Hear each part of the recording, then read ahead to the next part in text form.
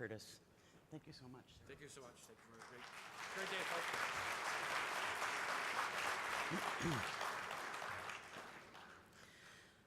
For those of you who may not know me, I'm Liz Danielson. I'm the mayor of, deputy mayor of Algonquin Highlands. I just gave myself a raise. And a member of the ROMA board. And it's my pleasure to introduce our next speaker, Kat Criger, who joined us in ROMA Speaks on Sunday. Kat is an Aboriginal elder, traditional teacher, and a mentor for the First Nations people. Kat has worked as an elder with numerous government and Aboriginal agencies in Ontario and across Canada. Presently, he holds the position of traditional elder with the University of Toronto, as standing elder for the Council for Aboriginal Initiatives, and elder with the Peel Aboriginal Network. Kat also lectures in multiple faculties of the University of Toronto, Mount Sinai Hospital, and Toronto and Peel District School Boards. Notably, Kat is a recent recipient of the Queen's Diamond Jubilee Medal for his work in community speaking to diversity, equity, respect for women, anti-racism, and anti-oppression. Please join me in welcoming to the stage Kat Criger. Thank you so much. Miigwech. Tanse Sego, Wayne Bourgeois, Makwa Gishgad, Nishnkaz, Jikendodum, Kiyugan Dunchubar, Kiga Nushnabi, and Daomiwa, German English. And I have to give thanks for that bio, which is, I think, outdated. I think there's about another 7 or 8 years. And some of the appointments have shifted around. I'm now at the Mississauga campus, where I run my little Indigenous center at that campus and try to help everybody there. Ambe majado jipwa bida ban genage gomi nage nage goba. Miigwecha skobani kwe miwa manado gisus manado nokmas miwa gichugumi medewabo. And I wanted to honor all those things, and I feel strange standing behind a podium, so I'm going to stand here. That way I can see my clock better and I know how long I have to speak. The words that I say at the start of things, they actually come from my elder. He was Ojibwe, and I apprenticed old style, which means I was selected by an elder to learn about medicines and traditional teachings and ceremonies and philosophies, and to look at things through an Indigenous lens. I was very thankful that that happened. At the time, I was actually racing cars and mountain bikes and kind of got dragged screaming and kicking into that old style, that old way of being. But it also necessitated that I quit my day job.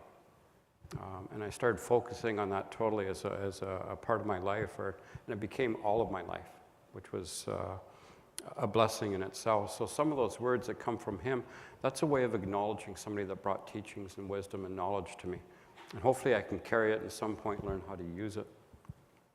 More of those words talks about who we are as people and what are our responsibilities as people. And part of it says, and I don't speak Ojibwe very well, because I said I'm German, I'm English, I'm Cayugan, and there was a time when the Haudenosaunee, the Cayugan, the Six Nations people didn't quite get along with the Ojibwe.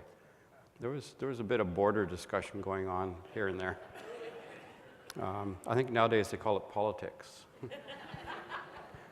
But the words themselves are universal. They say, come on, get up, let's do what we're supposed to do. Let's act the way we're supposed to act. Let's walk the way we're supposed to walk. And let's be people in the sense of what humans are supposed to be. And in that, what it says is to walk in a good way. It connects with that sun rising in the morning. The land that we're on, this land that is more recently under the care of the Mississaugas and the New Credit. And the other day I said recently for us means 3,000 or 4,000 years, or a few thousand years at any rate. But that idea of walking in a good way and connecting to that sun and being thankful that you can be there to see that sunrise says, when I walk through life, I want to shed light. I want to give warmth, and I want to bring life to everything around us. And that is one of our prime instructions as humans.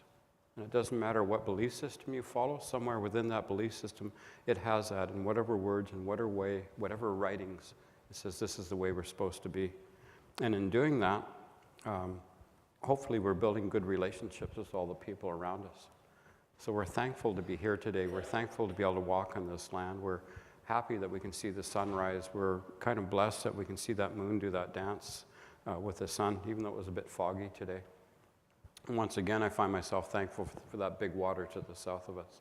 It is essential for life, and to have it come up yesterday, if you were outside at all, it was raining rather heavily, and that rain comes up and touches us, and it reminds us in a good way, this is essential. We must have that water for life. So within all those things, there's a concept of bringing and building a relationship to everything around you. Being thankful for the water, and it's a pet peeve of mine. I think I mentioned this at the Hubs conference a while back, that I heard the weatherman on the radio say, "Oh, it's a terrible day out there, it's raining." And I thought, a few years back, or many years back, in a lot of our places on this world, wherever you're indigenous to, weather was considered to be kind of deity, supreme being driven, and to insult it would have been not a good idea. You're insulting something of creation, and certain factions may not be happy with you for doing that out loud.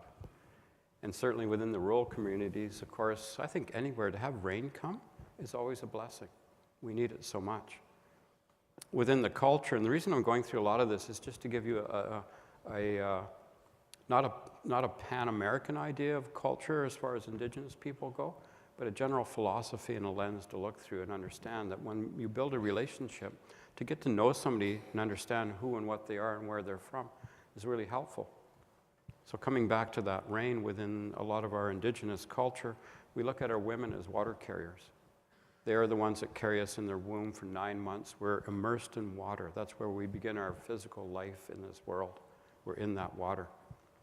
And after 9 months, given a normal run of events, I guess, we say that passageway opens, the water breaks, and our first journey into this world is on the water.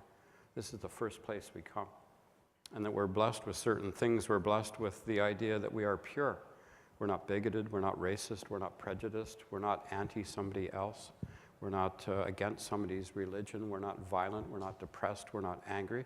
And my pet peeve always when I get to say this is that somebody actually has to teach our little ones how to be that way. That's a bit creepy for me.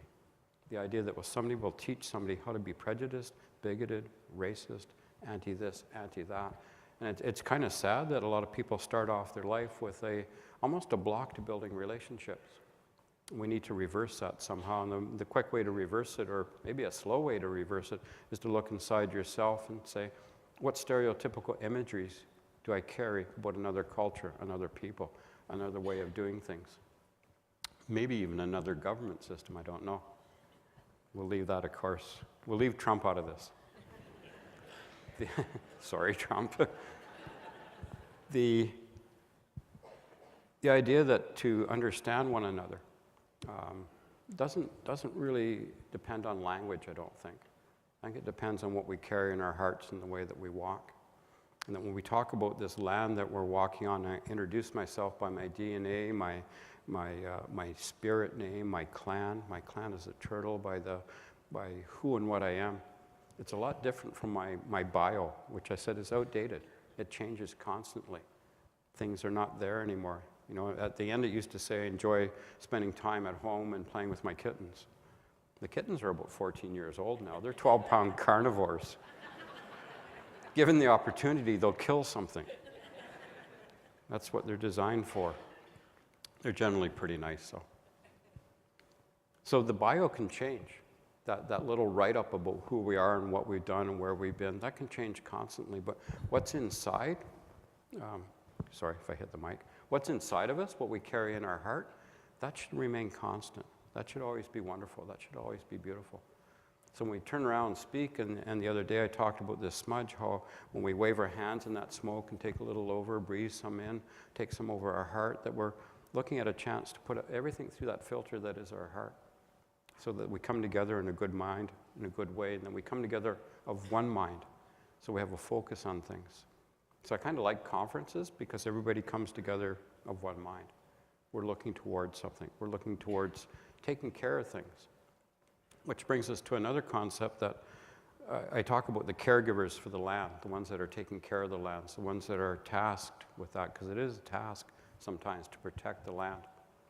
And how when we come together to talk about what we're doing in our rural communities, when you're looking at the people next to you in the next community, and when you're looking at who makes up what is your community, then you're also involved in that.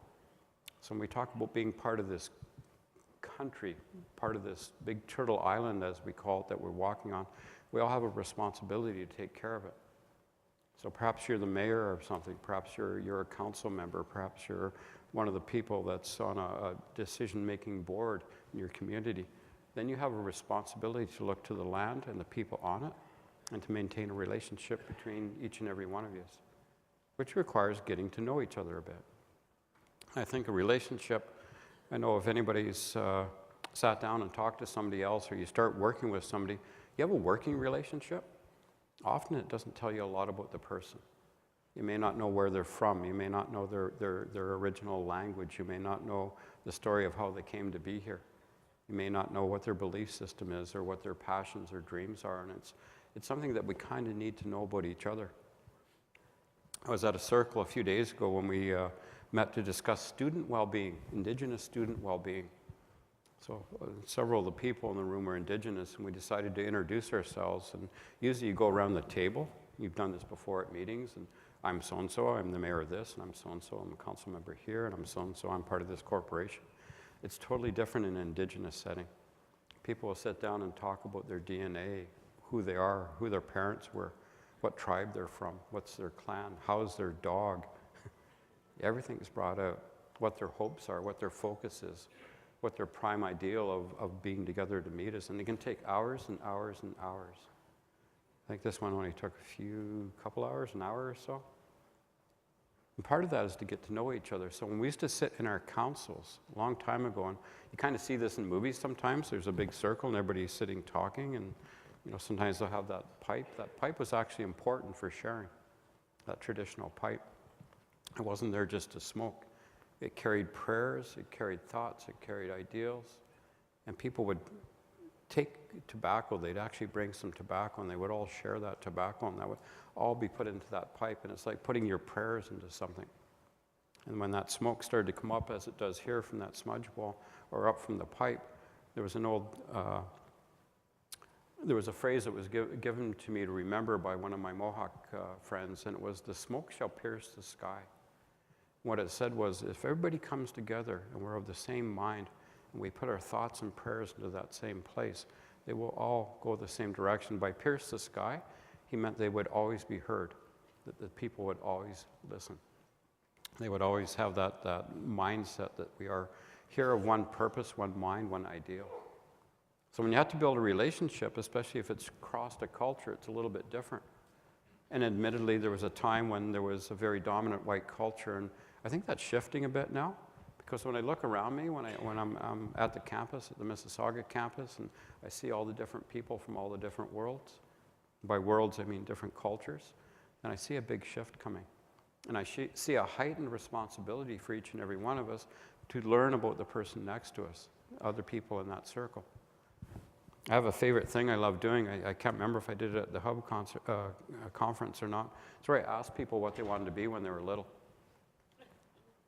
And this is an eagle feather. It's very sacred. There's a smudge that was going. That's also very sacred. And when we're asked to speak from the heart, we're asked to speak with honesty. So if I ask you when you were a little kid what you wanted to be, and it's a bit of magic involved in that. So if I were to ask you when you were little, what did you want to be? And you have to be honest, if it was like little princess or like an astronaut or a rock star. Truck driver. Firefighter. NHL player. A nurse. Prime Minister. This is my wife, by the way. Keep that up in the next, maybe in 2 elections we'll get around to that. A writer. How about you? A farmer. You're in the right place almost. An airline flight attendant, pilot, a musician, sorry, a gymnast. And I wanted to be a race driver and a mad scientist. I always like to say I want to stand somewhere in a white smock with black rubber gloves on in a lightning storm screaming, "It's alive." So the magic there is simple. what disappears for a second, and I have a professor I work with, we always argue about this, but for that second in time, something disappears. Skin color disappears, gender disappears, your place of origin disappears, DNA disappears, beliefs, like your prime belief disappears. And we have this magic leveling of the audience, of the people. And we say when we sit in a circle, all heads are the same height. It means we're always equal. Everyone has a voice. We'll pass this feather around the entire circle, and whoever is carrying it or whoever is holding it is the one speaking. And you're asked to think about what that person is saying. Not what you're going to say when it comes to your turn to speak, not what your speech is, but are you listening to what that person is saying? So when we build relationships, community to community, across the board table or between groups, that's something we have to do. Ears wide open. And our ears are one of the places where many things come in. Often I work with a gentleman, David, I forget his last name. He does signing. And before we work together, we'll talk about what we're going to talk about. I'll talk about what I'm going to say, so that it goes beyond him simply interpreting my words and put them into signing. He has to add to it what he understands as being part of the philosophy of what I'm trying to say. And I'm always happy when I see him when I go somewhere to speak, because I know he's going to transfer what I'm saying in a good way. So when we talk about circles, it's simply not a geometric design. It's something from the heart where we all look into the center where that fire is burning. We recognize each and every one of us brings our heart there. So when we go to even to these conferences to speak, sorry, I was distracted. I thought, who's that? When we come to these places to speak, we also have to come here to listen. When we decide to build a relationship, is it based simply on a very small portion of something, maybe a bio that's a bit outdated? So many things have changed since I started, since that was written.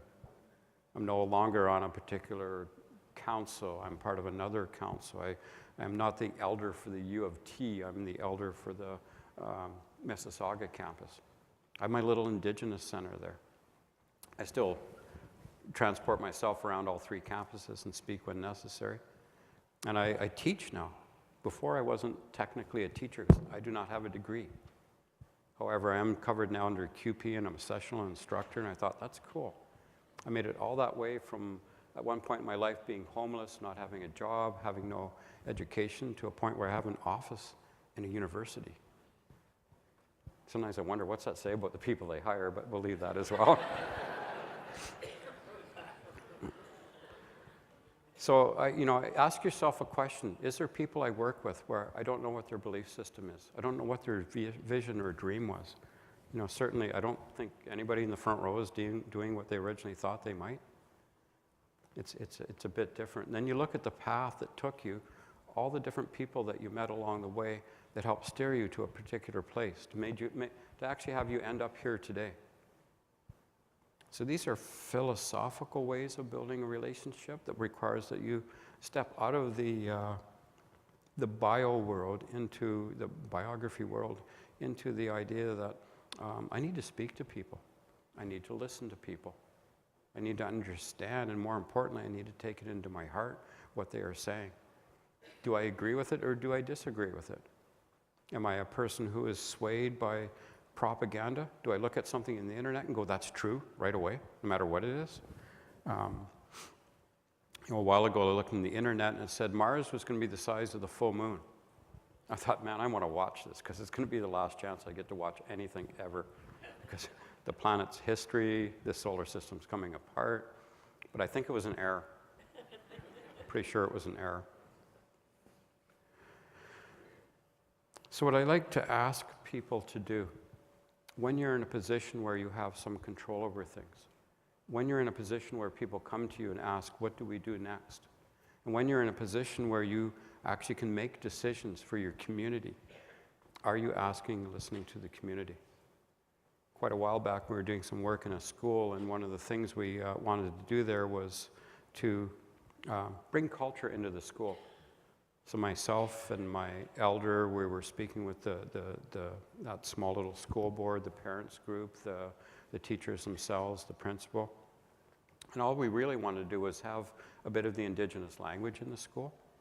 Some of the stuff some of the art for the kids, some of the music, the drumming, and to have elders visit or people visit and teach about the culture that was part of what and who a good number of the youth in the school were, that was Indigenous. So this was in the mid-90s. And it came down a long discussion about whether or not they could include that, whether or not it would affect curriculum.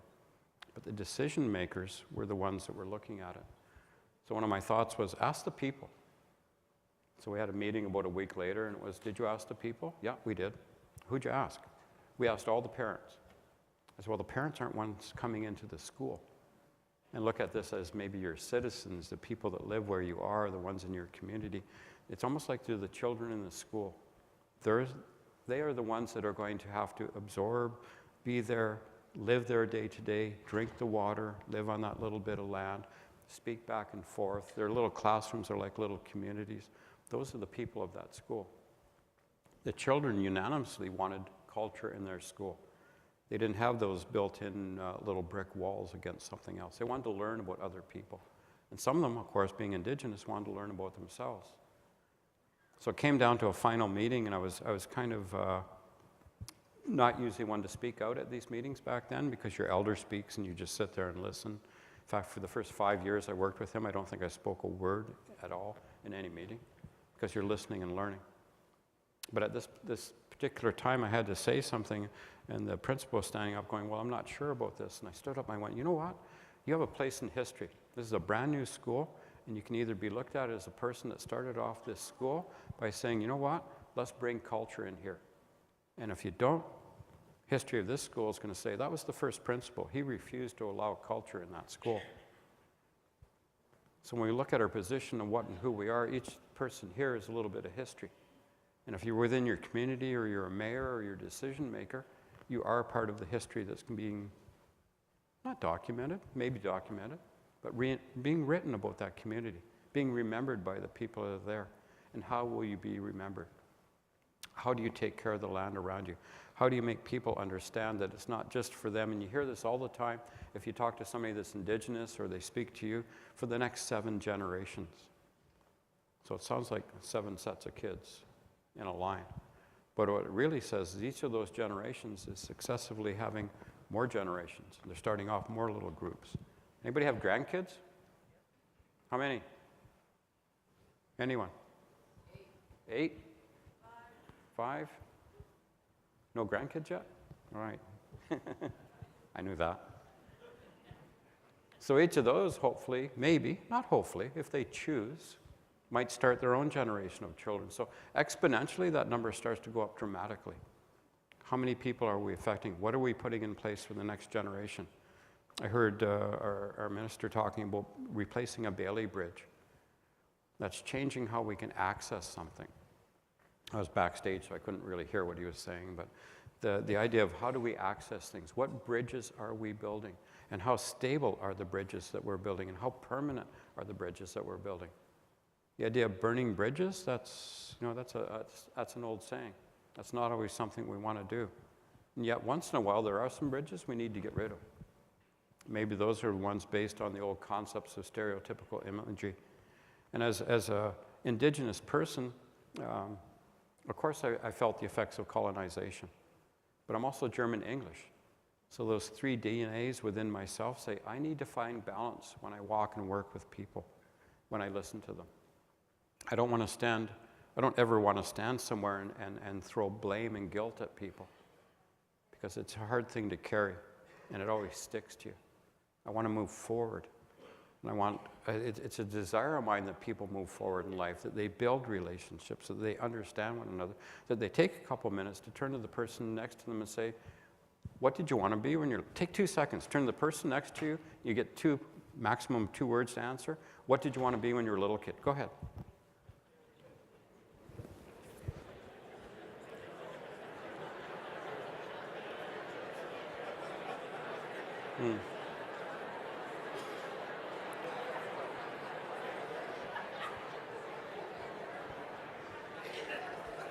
Okay, so we did that?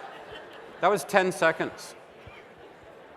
That was 10 seconds of your time, and I bet more information was transferred about one another than's been transferred in this room for quite a bit, because normally we only get to hear one person.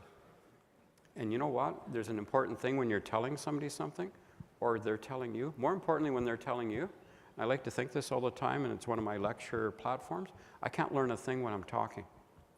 It's very difficult for me to learn something about somebody when I'm the one doing the talking. Other than, you know, if I say something that really annoys them, then I'll learn something right away that they're going to react. So just those few moments, just the idea of being part of that culture, just the idea of learning about who's next to you and what they have to say. And we bring that all back to the idea that we have a responsibility to the land we're on.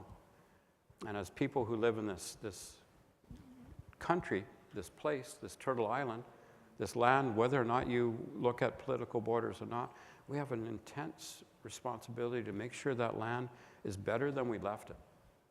I have a hard time walking past garbage. I always want to pick it up and put it in the can. But my elder told me something one day about picking up other people's garbage, that they should be doing that. And if you just walk behind somebody and pick up stuff after them, then they won't learn to do it themselves. Anybody that has children will recognize that right away. So I guess with the strange circles that I talk in, the way that I ramble when I talk, it's just to say, reach out, touch one another. Speak to each other, but speak to each other's heart. Listen with your heart. If there's a community next to you, speak to them. If there's people, and certainly a lot of the communities are near the Indigenous people, reach a hand out, build a relationship, understand who and what they are. Go and learn about where they come from. Ask, what is your DNA? Why is this important? Why is that feather important? Why do we smudge? Why do you do what you do? Because fire is at the heart in each and every one of us. And every culture that discovered fire is still here on this planet. Every culture that did not discover fire is not here anymore. I can pretty well guarantee that. So when you light that little fire, there's always somebody that will want to come over and warm their hands and go, how are you doing? And anybody that's ever gone camping, campfires are awesome for that. They bring out the philosopher in us. So I just wanted to share those words, those few words, and thank you for listening to me. This says 000 now. I actually used to work in missile technology, so it's launch time.